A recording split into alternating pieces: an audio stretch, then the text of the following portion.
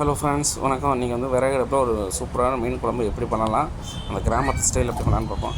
ஒரு 1/2 கிலோ சின்ன வெங்காயத்தை உரித்து அலசி எடுத்து ஒரு மிக்ஸி ஜாரில் போட்டாச்சுங்க.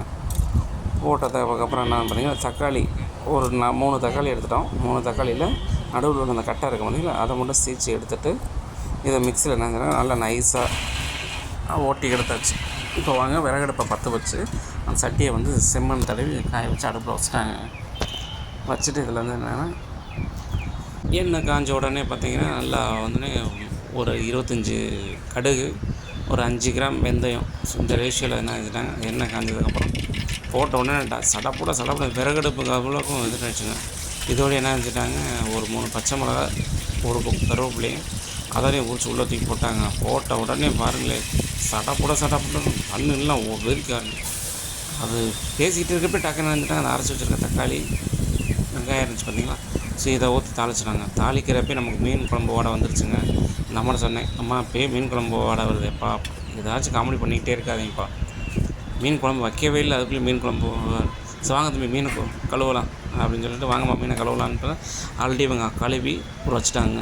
அது திரும்பி என்ன செஞ்சாங்க, ஒரு 5 நிமிஷம் ஆனதுனால திரும்பி என்ன தண்ணி போட்டு நல்லா ஸ்மெல்லு வராத அளவுக்கு கழுவி வச்சுட்டாங்க.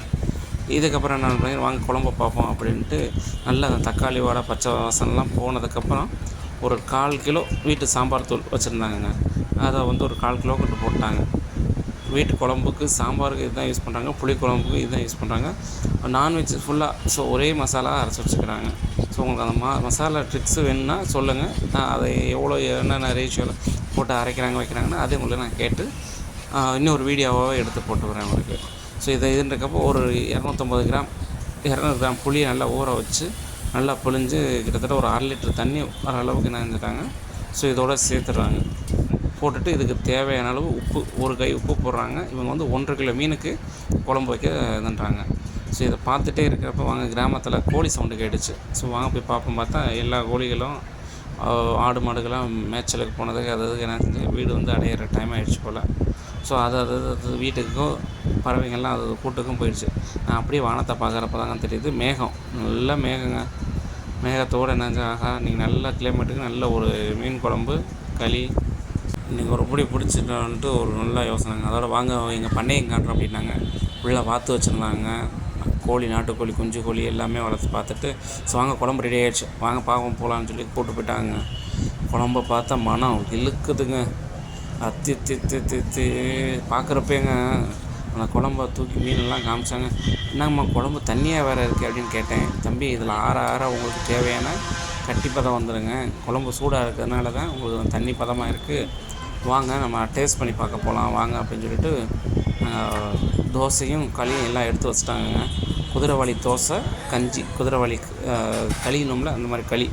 ஸோ அவங்க கிராமத்தில் அப்படி தான் சாப்பிடுவாங்களாம். இதுக்கு சரிங்கம்மா கொத்தமல்லி எல்லாம் போட்டு அவங்க என்ன வாங்க போய் சாப்பிட்லாம் அப்படின்னு சொல்லிட்டாங்க. அந்த தோசைக்கு எடுத்து ஊற்றுனாங்கங்க. வாங்கலே அந்த மீனுக்கு அதுக்கும் அப்பா சொல்லவே வேணாம். இன்னொன்று நமக்கு அதுக்கத்தால கிளைமேட்டு, நான் ஒரு 5 தோசை சாப்பிட்டேங்க. அவர் இன்னொருத்தர் வந்தவர் களி கொடுங்கமான்ட்டார். ஸோ களியும் அவரே ஒரு ஆளே ஒரு அரை பாத்திரம் களி எடுத்து சாப்பிட்டாருங்க. ஸோ நீங்களும் இந்த மாதிரி ஒரு மீன் குழம்பும் களி வச்சு சாப்பிட்டு பாருங்கள். ஹெல்த்தியாகனானது. ஸோ நல்லா டேஸ்ட்டாக ட்ரை பண்ணி பார்த்துட்டு சொல்லுங்கள்.